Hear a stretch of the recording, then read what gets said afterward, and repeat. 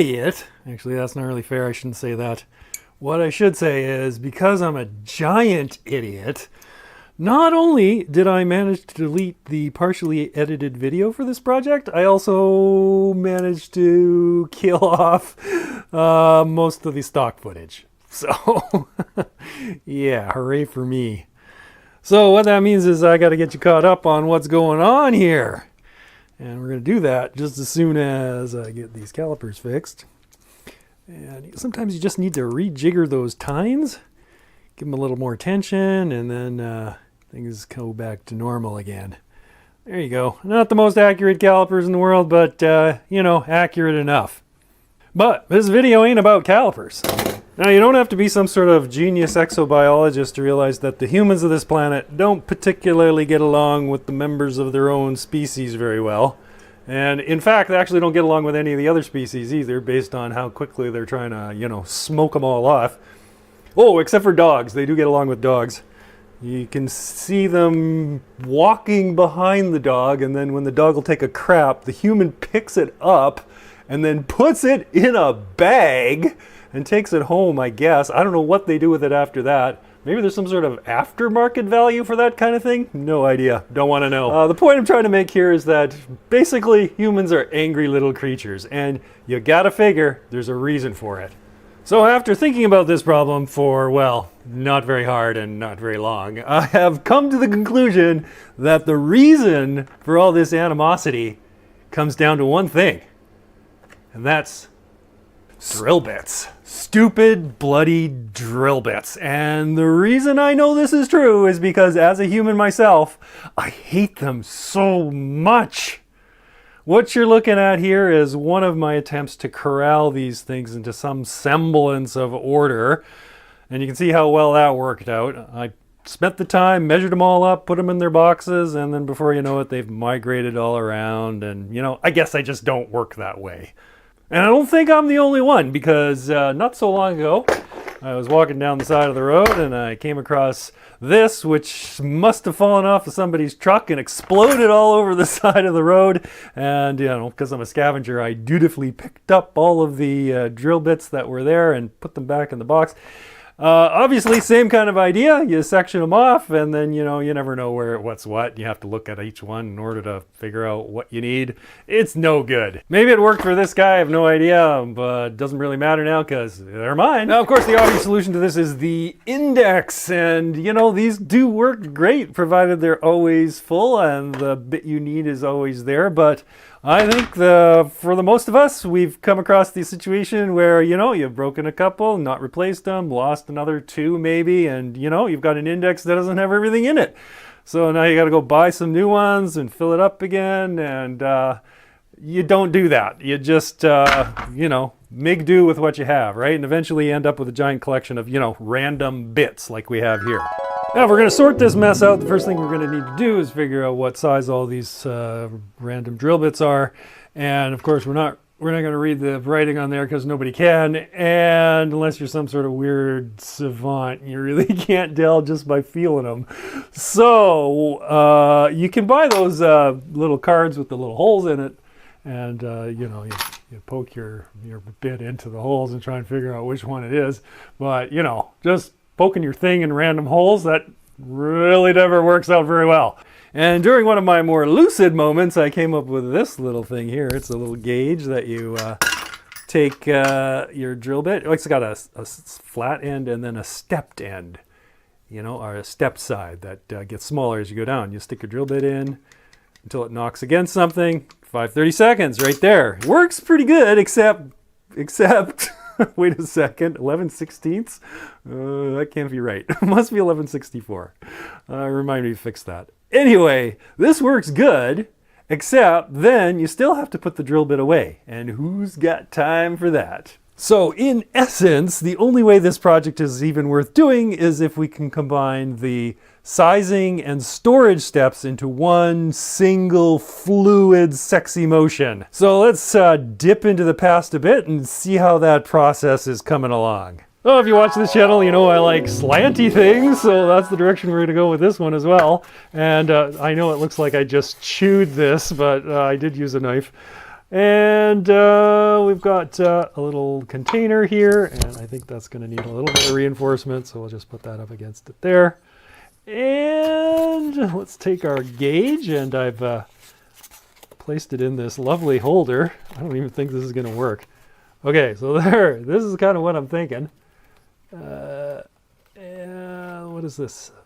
We'll find out, I guess. 7/64, we'll just like align that over top of there and drop it. Okay, obviously not tall enough. A little bit bigger, and there you go. That's the idea. Yeah, it's gonna work, believe me. So how about we take this idea and build something that doesn't look like a piece of garbage? So yeah, still looks like a piece of garbage. I got to thinking about it and I realized that, you know, this little model here, as cool as it was, is probably not going to capture all the design intricacies that are going to be necessary to make this thing actually work. So I made a new one out of cardboard this time, added a few more boxes, and reprinted my slotty thing. Oh, it's so slotty. And that's where we're at now. It took a few design iterations after that cardboard monstrosity to work out some of the kinks, but eventually what I ended up with is this. It's pretty simple. It's just a little frame and a slanty back and a little shelf to keep things in place. And to that, I printed these very symmetrical boxes. They are 25 millimeters wide, and I know they seem a little small, but they actually fit quite a few bits, so it's not, I don't think it's going to be a problem. Reprinted the slotty thing so that it fits there quite nicely, and that's basically it. All right, so let's take it for a little spin here. All you do is slide it down till it stops, and then you drop, and in the bit goes.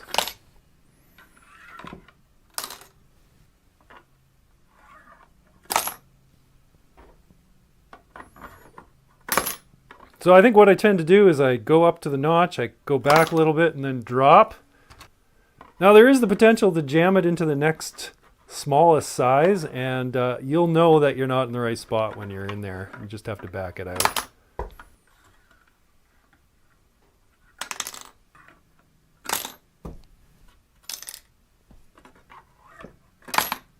So there you go. You get the idea. It works like a hot damn. So this little set here goes from 1/16 all the way up to 15/64. So that covers all the different bits in that range. And now it's just on to the big bits. And you know, I love big bits. I cannot lie. So let's do it. As I'm sure you're aware, as the bits get bigger, they also get taller, so you need a bigger box for that. These are 33 millimeters by 40, and the big bits seem to fit in there just fine. And you can also, again, fit quite a few of them in there. So the largest size I'm doing is 3/8, so anything past that, you know, goes in a bin. The angle on the small bit rack was 45. Why? I don't know. It just cuz, right? You just use 45. But this one, in order to keep the same kind of footprint, the boxes need to be tilted a little bit more. And I think these are, oh shit, I don't know, 53 or something like that. I don't know. Anyway, I just printed this because I couldn't actually cut it out of wood. And now all I'm going to do is mark my line where I need to put the back bit. So just notch it up to there, and that's like that. And that should give us the perfect angle. So that's it there, a little glue, a little time, and we're up and running. And the boxes are here. Goes from 1/4 to 3/8. And this is the gauge, and you noticed I put labels on it because, you know, that's kind of handy. In case the boxes get out of order, you don't really have to think about it. And, you know, if you just wanted to size a bit, there you go. So after going through and sorting all the small bits, I was left with this little pile here. And, you know, this only took like maybe 3 minutes to go through all the small bits and sort them out. That's just crazy easy. So we're going to sort these ones now and see how things go.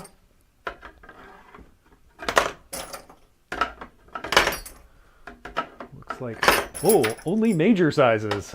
1/4. 5/16 and 3/8. Maybe that's all I have, actually. I have no idea. It's starting to look that way, isn't it? Oops.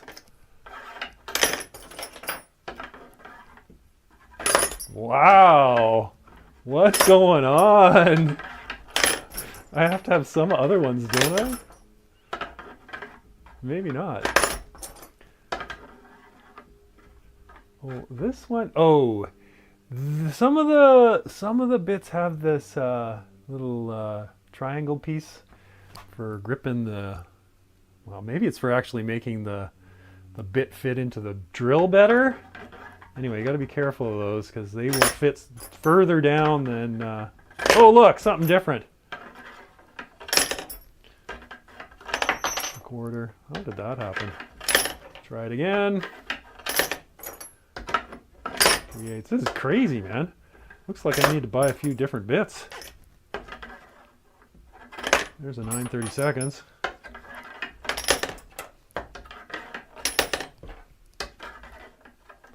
Wow. And another. 1764. Not a total loss. Oops. There we go. That's it. So it looks like I don't have a full complement of the large bits here, or probably don't have a full complement of brains either, but you know, who's counting these days? So it's kind of handy to be able to pull these trays out and dig through the bits, find the one you want. Also, I think I like the steeper angle better because you can just pick these out, whereas with the small tray, it's a little bit more difficult to get these things out of there. So you're going to be pulling them out and then putting them back.